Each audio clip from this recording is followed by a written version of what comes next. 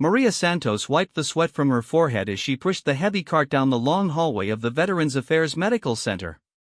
The wheels squeaked with each turn, announcing her presence to anyone who cared to listen. But, as usual, nobody did. At 62 years old, Maria had been cleaning these halls for 8 years. Every morning at 5:30, she arrived before most of the staff, before the patients started filling the waiting rooms, before the real day began for everyone else. She moved through the building like a ghost, invisible to the doctors in their white coats, the nurses rushing between rooms, and the administrators hurrying to their meetings. Her small frame made her even easier to overlook. Standing barely 5 feet tall, with graying hair always pulled back in a simple ponytail, Maria dressed in the same navy blue uniform every day. She spoke with a slight accent that made some people automatically assume she didn't understand much English, though she had lived in the United States for over 40 years. The morning routine never changed. First, the main lobby, where she mopped the floors until they gleamed under the fluorescent lights. Then, the hallways on each floor, emptying trash bins and wiping down surfaces. The bathrooms came next, a job that required attention to detail and pride that others might not understand. Maria took pride in her work, even when no one noticed.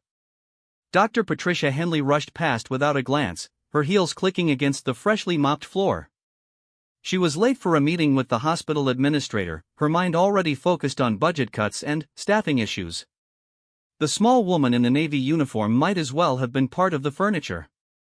"Excuse me," Maria said softly as a group of medical residents blocked the hallway, deep in discussion about a patient case. They moved aside without acknowledging her, continuing their conversation as if she hadn't spoken. Maria had grown used to this treatment. In their world, she simply didn't exist. But Maria had her own world, one that most people never bothered to learn about. Every evening, she returned to her small apartment and opened books about military history. She read about battles and strategies, about brave men and women who served their country. These stories fascinated her in ways that surprised even herself. She understood the language of duty and sacrifice, even if others couldn't see it in her quiet demeanor. Her interest wasn't academic. 25 years earlier, Maria had worn a different uniform. She had served as a medic in the army, stationed in places that most people couldn't pronounce and dealing with situations that she never talked about. The transition back to civilian life had been harder than the deployment itself. Jobs were scarce for someone with her background and limited formal education. Cleaning work was steady, and it paid enough to cover rent and groceries. The young veterans who came through the medical center for appointments reminded her of herself at their age. She watched them struggle with injuries both visible and hidden, saw the way some of them flinched at loud noises or sat with their backs to walls. She recognized the signs because she had lived with them herself. Tuesday morning brought the usual crowd to the outpatient clinic. Maria cleaned around the waiting area, moving between chairs where veterans sat in various stages of physical and emotional healing. Some wore military ball caps or jackets that identified their service branch. Others showed no outward signs of their military background, but Maria could often spot them anyway. There was something in their posture, their awareness of their surroundings, that spoke to her. A young man with a prosthetic leg struggled to reach a magazine that had fallen beside his chair. Maria noticed immediately and moved to help, bending down to retrieve it before he had to manage the awkward position. "Thank you," he said, genuinely grateful. "You're welcome," Maria replied with a small smile. For a moment, their eyes met, and something passed between them that felt like recognition. But then, his name was called, and the moment was gone. These small interactions happened regularly, brief connections that no one else witnessed or understood. Maria had a way of being in the right place when someone needed help, of noticing the details that escaped others. She saw when someone was having a particularly difficult day, when pain was written across their features, or when simple tasks became overwhelming challenges. The administrative staff treated her as they would any service worker. Polite when necessary, but fundamentally uninterested in her as a person. She was there to clean, and, as long as the building looked presentable, her presence was acceptable but unremarkable.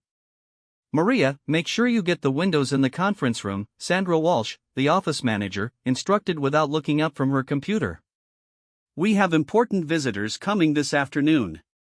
Yes, ma'am, Maria replied, though she had already planned to clean those windows. She always cleaned them on Tuesdays. The conference room windows faced the main parking lot, giving Maria a clear view of who came and went from the building. She had learned to recognize the regular visitors, the delivery drivers, and the staff members by their vehicles and walking patterns. It was a habit that came from her military training, though she couldn't explain that to anyone who asked. As she worked on the windows, Maria noticed increased activity in the parking lot. Several official-looking vehicles had arrived, and people in dress uniforms were walking toward the building. This was unusual for a Tuesday afternoon. The medical center occasionally hosted ceremonial events, but they were typically scheduled for weekends when more people could attend.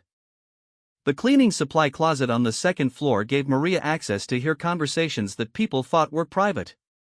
She never intended to eavesdrop, but her work often put her in positions where others forgot she was present. Today, she overheard two administrators discussing the unexpected visit. The regional commander decided to make an unannounced inspection, one of them was saying. They want to see how we're actually operating, not just the prepared presentation we usually give. That makes everyone nervous, the other replied. Especially with all the recent criticism about veteran care. Maria continued organizing supplies while processing this information. Unannounced inspections meant that whoever was coming would see the facility as it really was, not as it appeared during scheduled visits. This could be good or bad, depending on what they were looking for. The afternoon brought a different energy to the building. Staff members moved with more purpose, administrators checked details they usually ignored, and there was a general sense of anticipation that even reached the cleaning staff. Maria was asked to ensure that certain areas were spotless, though no one explained why. Around 3 o'clock, a convoy of black vehicles arrived in the parking lot. Maria watched from the second-floor window as several people in military dress uniforms stepped out. Even from this distance, she could see the bearing and confidence that marked them as high-ranking officers. This was more than a routine inspection. The group was led by a tall man whose presence commanded attention even from across the parking lot. His uniform was perfectly fitted, his posture spoke of years of military discipline, and the way others deferred to him indicated significant rank. Maria found herself straightening unconsciously as she watched them approach the building. Within minutes, the delegation was inside, being escorted by the hospital's senior staff. Maria could hear their voices echoing through the hallways as they began their tour. She returned to her work, knowing that her job was to remain invisible during events like this. But, as she pushed her cart down the main corridor, the group rounded the corner ahead of her. For a moment, she considered ducking into a nearby room to avoid interfering with their inspection. Instead, she moved to the side of the hallway and continued working quietly, hoping to blend into the background as usual. The delegation passed by without acknowledgement, just as she expected. The hospital administrators were focused on presenting their best image, pointing out recent improvements and explaining various programs. Maria continued dusting the windowsills, invisible as always. However, something made her look up as the group moved down the hallway. The commanding officer, the tall man who was clearly in charge, had stopped walking. He stood perfectly still, staring back in her direction with an expression she couldn't read. The rest of the group continued forward for several steps before realizing their leader was no longer with them. Confused conversations began as they turned back to see what had caught his attention. Maria froze, uncertain whether she had somehow done something wrong. The commanding officer's gaze was fixed directly on her, and, for reasons she couldn't understand, he appeared to be studying her with intense focus. His expression was serious, almost stern, but there was something else in his eyes that she couldn't identify. Slowly, deliberately, the officer began walking back toward her. The conversations in the hallway gradually stopped as everyone watched this unexpected development. Hospital staff members looked confused and concerned, uncertain what had triggered this deviation from the planned inspection route. Maria's heart began beating faster as the commanding officer approached. She had no idea what protocol demanded in this situation, so she simply stood still and waited. Her military training from decades earlier was telling her to stand at attention, but her position as a civilian employee suggested she should continue working and avoid drawing further attention. The officer stopped directly in front of her, close enough that she could see the details of his uniform and the ribbons that indicated extensive combat experience. His name tag read Commander J. Mitchell, and the insignia identified him as a Navy SEAL. This was not just any military officer, but someone from an elite unit that represented the highest levels of military capability and honor. For several long seconds, they looked at each other in complete silence. The hallway had become eerily quiet as everyone waited to see what would happen next. Maria could feel dozens of eyes watching this unexpected interaction, but she couldn't look away from the commander's face. What happened next would change everything Maria thought she knew about visibility, recognition, and the power of being truly seen by someone who understood what others could not. Commander James Mitchell had spent 25 years in the Navy, with 15 of those in the SEALs. He had developed an ability to read people and situations that had kept him and his teams alive in some of the world's most dangerous places. Standing in the hallway of the Veterans Affairs Medical Center, every instinct he had developed was telling him something important about the small woman in the navy blue uniform. It wasn't just her posture, though, that had caught his attention first. Despite her civilian job and modest appearance, she stood with a bearing that spoke of military training. Her feet were positioned correctly, her shoulders were square, and there was an alertness in her eyes that he recognized immediately. This was someone who had served. But there was more than that. Something about her face seemed familiar, though he couldn't place where he might have seen her before. The feeling was strong enough that he had stopped walking and turned back, ignoring the confusion of his staff and the hospital administrators who were trying to maintain their carefully planned inspection schedule. "Ma'am," he said quietly, his voice carrying the authority that came naturally after decades of command. "May I ask your name?" Maria felt her mouth go dry. The entire hallway seemed to be holding its breath, waiting for her response. She could see the hospital administrators looking increasingly uncomfortable with this unexpected development. They clearly had no idea why their most important visitor had stopped to talk to a cleaning lady. "Maria Santos," she managed to say, her voice barely above a whisper. Commander Mitchell's expression didn't change, but something shifted in his eyes. He studied her face more carefully, as if trying to recall a specific memory. The silence stretched uncomfortably as everyone waited for whatever was going to happen next. "Santos," he repeated slowly. "Maria Santos. Were you ever stationed at Forward Operating Base Chapman?" The question hit Maria like a physical blow. Chapman. She hadn't heard that name spoken aloud in over 2 decades, but it immediately brought back memories she had spent years trying to manage. The remote base in Afghanistan where she had served as a combat medic during some of the heaviest fighting of her deployment. "Yes, sir," she replied, her military training automatically asserting itself. Without thinking, her posture straightened further, and her hands moved to her sides in a position that was almost attention. The change in her bearing was noticed by everyone present, but only Commander Mitchell understood what it meant. The hospital staff saw a cleaning lady suddenly acting strangely formal. He saw a veteran snapping back into the bearing she had carried during her years of service. 2003 to 2004, he asked, though his tone suggested he already knew the answer. "Yes, sir." Commander Mitchell nodded slowly, and, for the first time since entering the building, he smiled. It wasn't a polite administrative smile, but something genuine and warm that transformed his entire demeanor. "Gentlemen," he said to the hospital delegation without taking his eyes off Maria, "I need a few minutes to speak with Ms. Santos privately. Please continue your tour. I'll catch up with you shortly." The hospital administrator, Dr. Robert Hayes, looked confused and slightly panicked. This was not how important military inspections were supposed to proceed.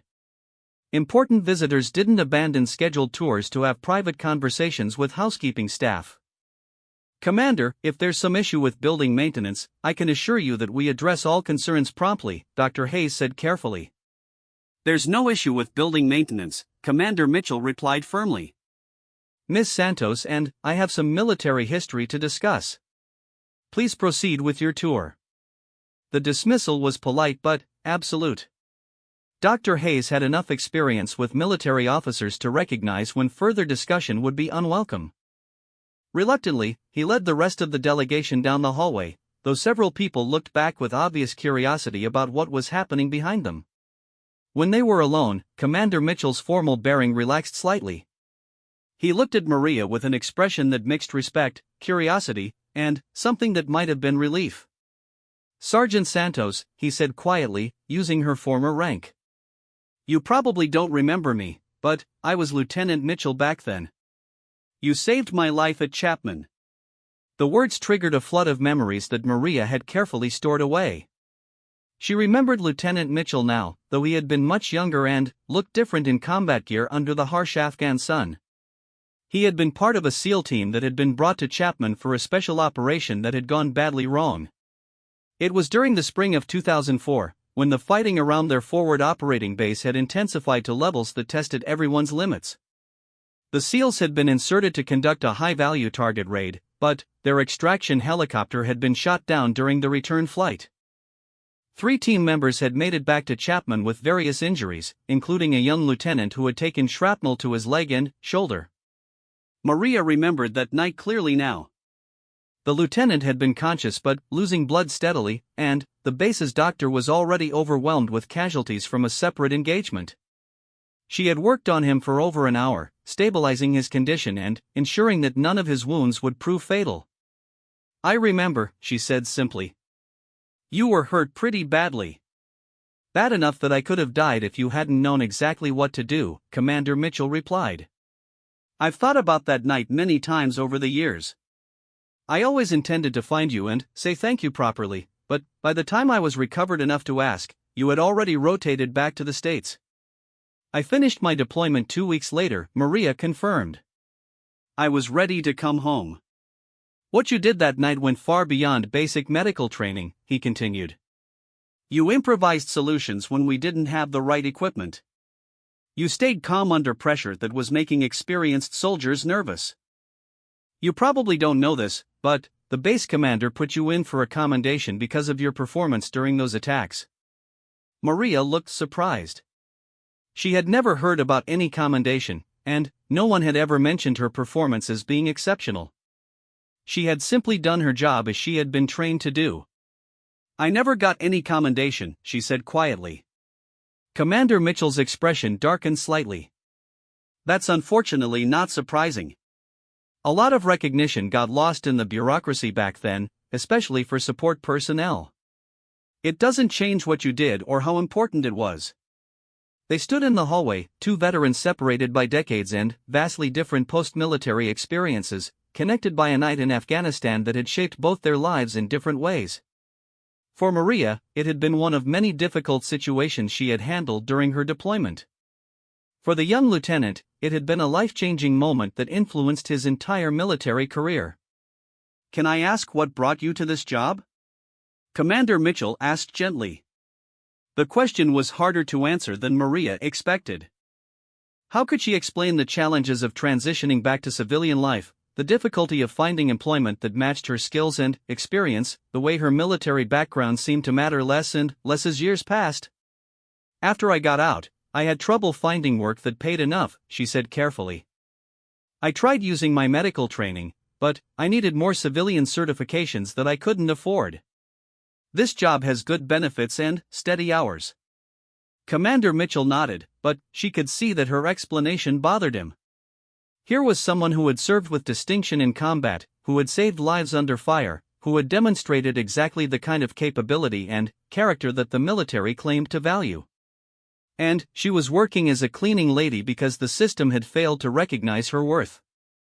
"How long have you been here?" he asked. 8 years. "Do the staff here know about your military background?" Maria shrugged slightly. "It never seemed relevant. I do my job, and they do theirs." But Commander Mitchell understood what she wasn't saying. Her military service wasn't just irrelevant to her current employers, it was invisible to them. They saw her as someone who cleaned floors and emptied trash, not as someone who had served her country with honor and distinction. The sound of footsteps approaching indicated that the hospital delegation was returning, probably wondering why their important visitor was taking so long with his unexpected conversation. Commander Mitchell glanced toward the sound, then back at Maria. "Miss Santos," he said formally, but with warmth in his voice, "it has been an honor to see you again. What you did for me and, for others at Chapman deserves recognition that you apparently never received. I hope you'll allow me to correct that oversight." Before Maria could ask what he meant, the hospital group had rounded the corner and was approaching them. Dr. Hayes looked relieved to see Commander Mitchell still in the hallway, but curious about why this conversation had taken so long. "Commander, I hope everything is satisfactory," Dr. Hayes said carefully. "More than satisfactory," Commander Mitchell replied. "In fact, I'd like to include Ms. Santos in the remainder of our tour. Her perspective on this facility would be valuable." The suggestion clearly confused everyone present except Maria and the commander. Including a custodial worker in a high-level inspection tour was unprecedented and seemed to serve no obvious purpose. Dr. Hayes struggled to find a polite way to discourage this unusual request. "I'm sure Ms. Santos has important work to complete," he said diplomatically. "Her work can wait," Commander Mitchell said firmly. "I'm requesting her participation in this inspection." The word requesting was used in the military sense, which meant it was actually an order disguised as a polite suggestion. Dr. Hayes recognized the tone and realized that arguing would be unwise. "Of course, Commander. Ms. Santos, please join us." For the first time in 8 years, Maria found herself walking with the administrators and important visitors instead of being invisible in the background. The other staff members who passed them in the hallways looked confused and curious about why the cleaning lady was suddenly part of the official delegation. As they continued the tour, Commander Mitchell asked Maria specific questions about the facility that surprised everyone with their insight and detail. He wanted to know about maintenance issues that affected patient areas, about staffing patterns she had observed, about the day-to-day challenges that were invisible to administrators who only saw carefully prepared reports.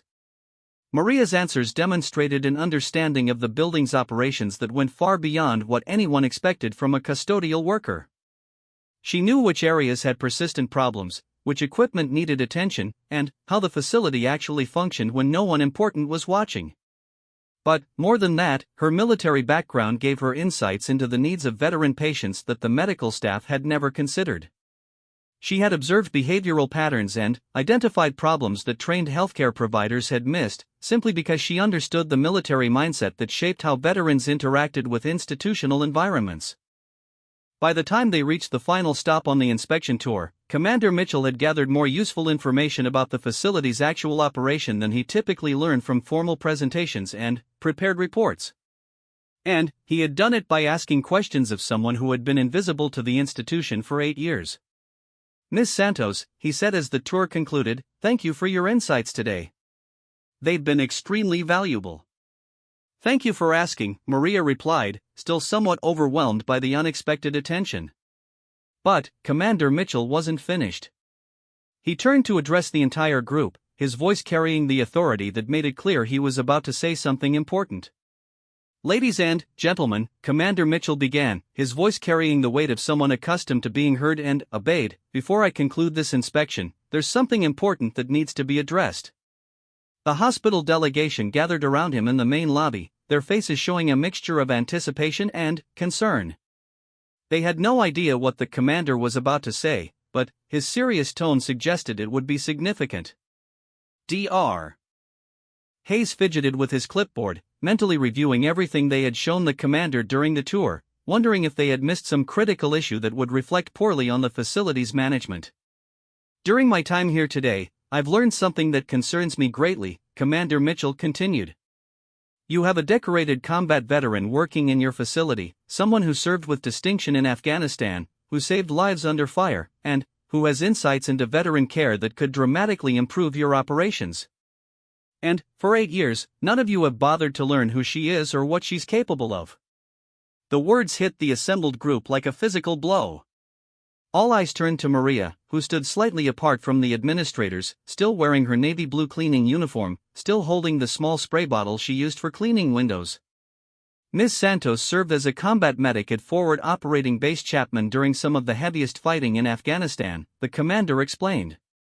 She personally saved my life during a night attack in 2004, along with numerous other wounded soldiers. Her performance under fire was exemplary, and she should have received formal recognition for her service. Dr. Hayes stared at Maria as if seeing her for the first time. The small, quiet woman who had cleaned his office for years suddenly seemed like a completely different person. Sandra Walsh, the office manager who had given Maria instructions about cleaning windows just that morning, looked genuinely shocked. Furthermore, Commander Mitchell continued, during today's tour, Ms. Santos demonstrated an understanding of this facility's operations and the needs of veteran patients that surpasses what I've seen from many healthcare administrators. She has identified issues and opportunities that your trained medical staff have overlooked, simply because she recognizes patterns that come from shared military experience. The silence in the lobby was uncomfortable and complete. No one seemed to know how to respond to this unexpected revelation. Maria felt exposed and uncertain, suddenly, the center of attention in a way that made her deeply uncomfortable. With all due respect, Commander, Dr. Hayes said carefully, Ms. Santos has never mentioned her military background or suggested that she had insights about patient care. Her role here is in facilities maintenance, not medical services. Has anyone ever asked her about her background? Commander Mitchell replied sharply. Has anyone shown enough interest in your employees to learn what they're capable of? Or do you simply assume that someone in a cleaning uniform has nothing valuable to contribute? The question hung in the air without an answer, because everyone present knew what the truth was. They had never asked Maria about anything beyond her cleaning schedule. They had never considered that she might have experiences or knowledge that could benefit the facility. They had simply accepted her invisibility as normal and appropriate. Maria stepped forward slightly, finding her voice despite the overwhelming nature of the situation. I never said anything because I didn't think it mattered, she said quietly. My job is to clean the building. I do that job well, and it pays my bills. I didn't think anyone would be interested in what I used to do. It matters enormously, Commander Mitchell said, turning to face her directly. Your service matters. Your experience matters. Your insights matter. And the fact that an institution designed to serve veterans has overlooked a veteran on their own staff for 8 years represents exactly the kind of systematic failure that my inspection is designed to identify. He turned back to the hospital delegation, his expression making it clear that he was not finished addressing what he saw as a serious problem. I'm going to be including this situation in my report to the regional command, he announced. Not as criticism of Ms. Santos, who has apparently performed her assigned duties without complaint, but as an example of how institutional blindness prevents organizations from utilizing their most valuable resources. Dr. Hayes looked pale. A negative comment in an inspection report from a Navy SEAL commander would have serious consequences for his career and the hospital's funding. But, more than that, he was beginning to realize that they had actually wasted years of potential contributions from someone who could have made their veteran services significantly more effective. Commander, if Ms. Santos is interested, we would certainly be happy to discuss how her background might be better utilized, he said quickly. That's not a decision for you to make today, Commander Mitchell replied. Ms. Santos deserves time to consider her options without pressure from management trying to minimize an embarrassing oversight. He reached into his jacket pocket and pulled out a business card, which he handed to Maria. Ms. Santos, I'd like to stay in touch with you about opportunities that might better match your qualifications and experience. There are programs specifically designed to help veterans find positions that utilize their military training. You shouldn't have to work below your capabilities because the system failed to recognize your value. Maria took the card with hands that trembled slightly. She had never expected anything like this to happen. After years of being invisible, she was suddenly being offered opportunities that she had stopped dreaming about. Thank you, sir, she said simply, but there was a world of emotion behind those 3 words. The hospital delegation watched this exchange with growing understanding of how significantly they had misjudged their employee. Sandra Walsh, who had been giving Maria cleaning instructions that morning, was beginning to realize that she had been giving orders to someone who had performed life-saving medical procedures under combat conditions. But Commander Mitchell wasn't finished. He had one more action to take that would ensure this moment had lasting significance beyond just words of recognition. "Ladies and gentlemen," he said, his voice taking on a formal tone that indicated something ceremonial was about to happen, "I want to correct a long-standing oversight in the recognition that Ms. Santos should have received for her service." He straightened his posture and looked directly at Maria, his bearing becoming perfectly military in a way that commanded absolute attention from everyone present. "Sergeant Maria Santos," he said, using her former military rank, "for your exemplary performance as a combat medic at Forward Operating Base Chapman, Afghanistan, during the period from 2003 to 2004, and, in particular for your life-saving actions during enemy contact on April 15, 2004, it is my honor to recognize your service with the gratitude of a grateful nation." Then, Commander James Mitchell, a Navy SEAL with 25 years of distinguished military service, came to attention and rendered a perfect military salute to the small woman in the navy blue cleaning uniform. The salute was held for several seconds, a formal acknowledgement of respect between two veterans that transcended all differences in rank, branch of service, or current circumstances. It was a recognition of shared sacrifice, mutual respect, and the honor that connected all those who had served their country in dangerous places. Maria's military training took over automatically. Despite wearing civilian clothes and holding a spray bottle instead of carrying military equipment, she returned the salute with precision that showed her years of service had never really left her. The hospital lobby had become completely silent. Staff members who had happened to be passing through stopped to watch this unexpected ceremony. No one fully understood what they were witnessing, but everyone recognized that something important and solemn was taking place. When the salutes were completed, Commander Mitchell relaxed his posture slightly, but his expression remained serious and respectful.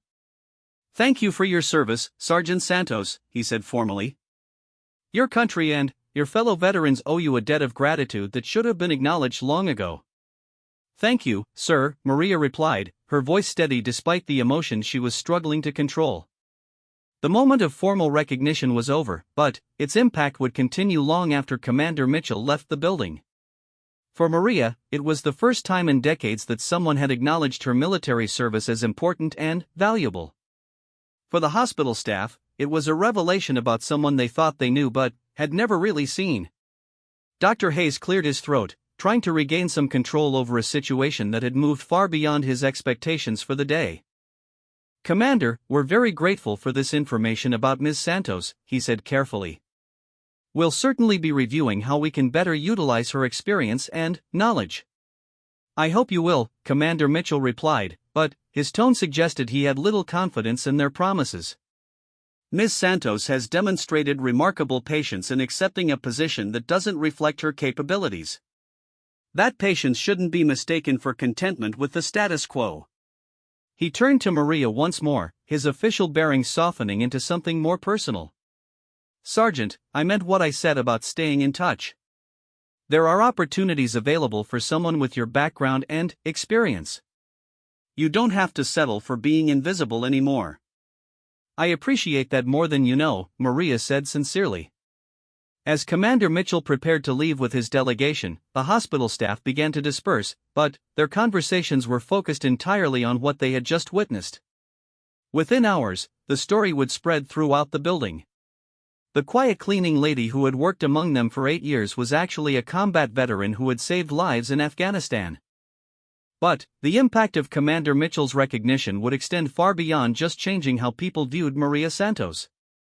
His actions had exposed a fundamental problem in how organizations treated people whose value was hidden beneath surface appearances and job titles. As the lobby gradually returned to normal activity, Maria remained standing near the window she had been cleaning when this extraordinary day began. She looked down at the business card in her hand, then at the lobby around her that suddenly seemed different despite looking exactly the same. For 8 years, she had been invisible in this place. In the span of one afternoon, everything had changed. The question now was what she would do with this unexpected recognition and the opportunities it might create. The weeks following Commander Mitchell's visit brought changes to the Veterans Affairs Medical Center that no one could have predicted. The story of Maria Santos and the SEAL commander's salute spread quickly through the hospital, then, beyond its walls to other facilities in the regional network. Within days, Maria had become something of a local legend. But the attention made her deeply uncomfortable. For 8 years, she had found safety in invisibility.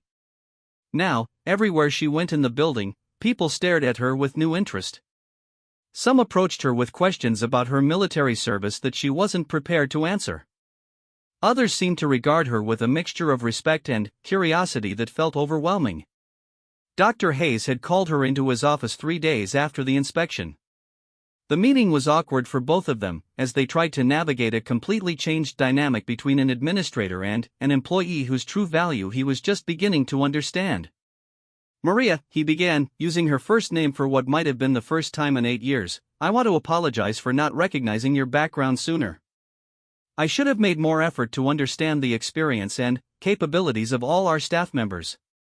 "You don't need to apologize," Maria replied, though she appreciated the gesture. "I never gave you any reason to think my background was relevant to my job here." "That's exactly the problem," Dr. Hayes continued. "We created an environment where you felt that your military service wasn't relevant.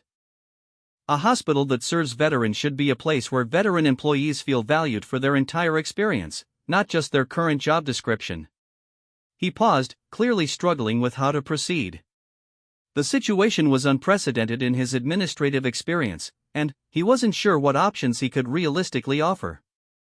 "I've been authorized to discuss creating a new position that would better utilize your background," he said carefully. "We're thinking about a veteran patient advocate role, someone who could help bridge the gap between military experience and civilian healthcare." Maria considered this offer seriously. It represented exactly the kind of recognition and opportunity that she had stopped hoping for years ago. But it also represented a complete change in her carefully structured life, and change felt frightening after so many years of stable routine. "Can I think about it?" she asked. "Of course. Take all the time you need." But time wasn't going to make the decision easier. That evening, Maria sat in her small apartment, staring at Commander Mitchell's business card and thinking about paths not taken. The books about military history that filled her shelves seemed to look different now, reminders of a world she had left behind but never truly forgotten. She had been thinking about calling the commander, but she wasn't sure what to say. Their brief reconnection had been meaningful, but it had also reopened wounds that she had spent years learning to manage. Being recognized for her service brought back memories of why she had served, and why coming home had been so difficult. The next morning brought an unexpected visitor to the medical center. Sandra Walsh found Maria during her morning rounds and told her that someone was asking to see her in the lobby. When Maria arrived, she found a woman in her 30s wearing a professional suit and carrying a briefcase. "Ms. Santos? I'm Jennifer Chen from the Veterans Administration Regional Office. Commander Mitchell asked me to contact you about opportunities that might be available." Jennifer's presence represented the commander's promise to stay in touch, but it also made everything suddenly more real and immediate. This wasn't just about recognition anymore, it was about actual decisions that would affect Maria's future. They found a quiet corner of the lobby where they could talk privately. Jennifer opened her briefcase and pulled out several documents that outlined various programs designed to help veterans find employment that matched their skills and experience.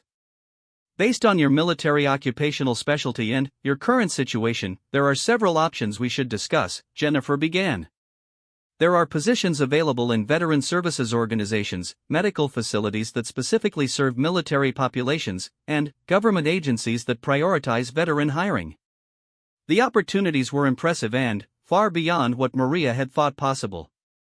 Jobs that would utilize her medical training, her understanding of military culture, and her decades of life experience. Positions that came with better pay, benefits, and the kind of recognition she had never received in her civilian career. "These all sound wonderful," Maria said honestly, "but I'm not sure I'm ready for such a big change. I've been at this job for 8 years. It's become my life." "I understand," Jennifer replied gently. Change can be scary, especially when you've found stability. But, can I ask you something? Are you happy with your current situation? The question was harder to answer than Maria expected. Was she happy?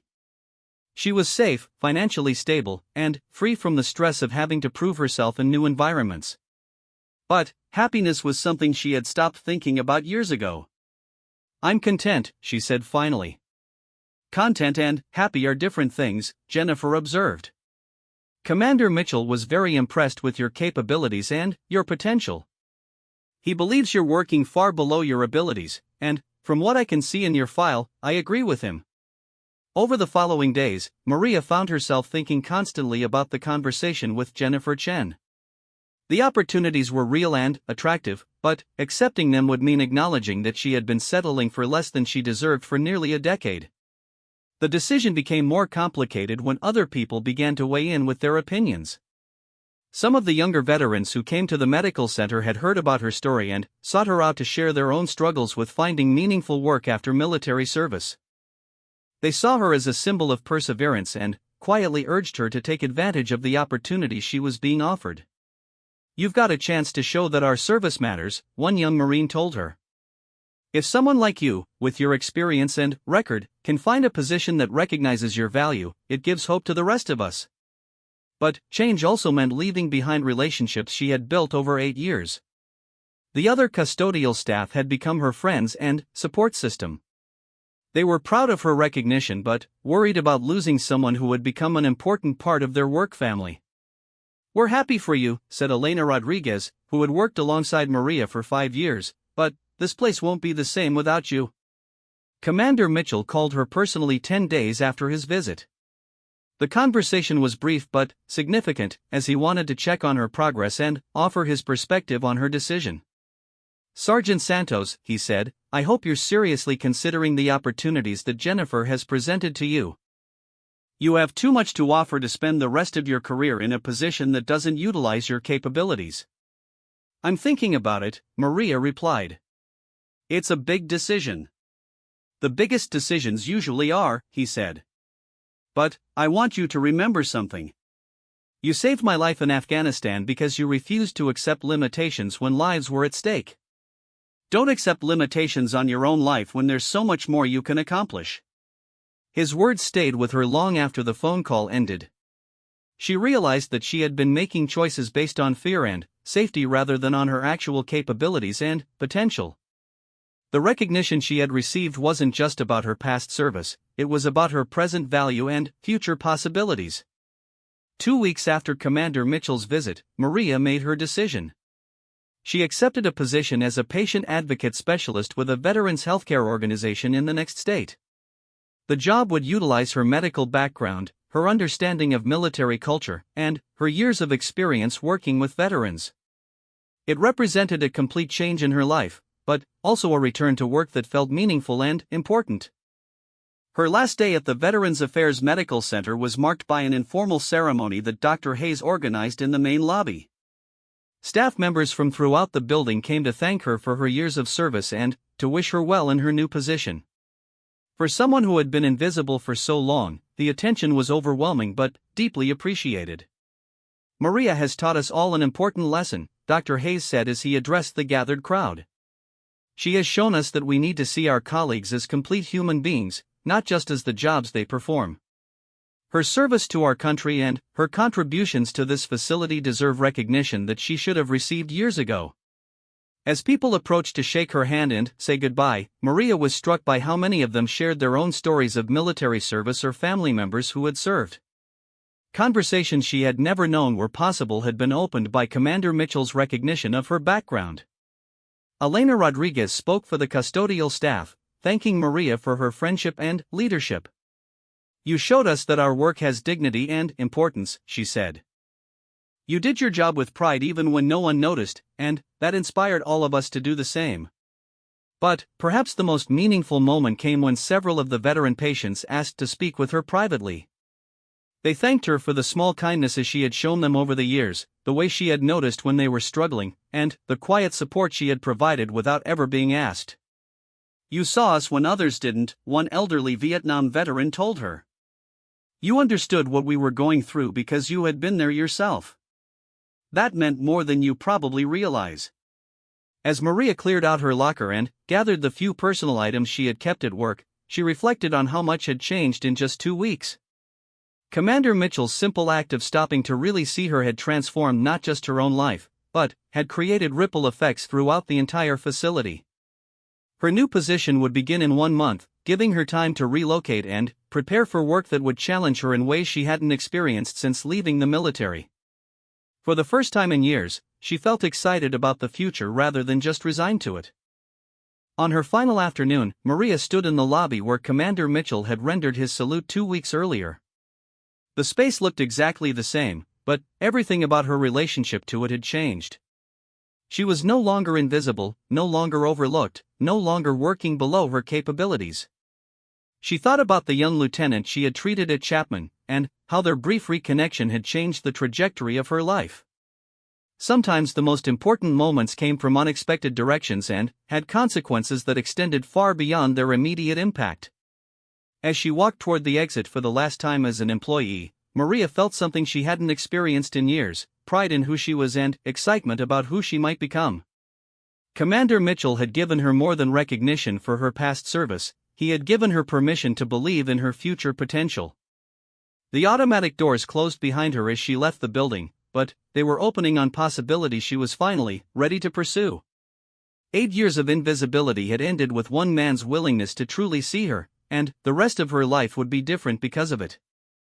In her pocket, she still carried Commander Mitchell's business card, no longer as a reminder of an unexpected encounter, but as a symbol of the connections that could change everything when people took the time to recognize the value in those around them.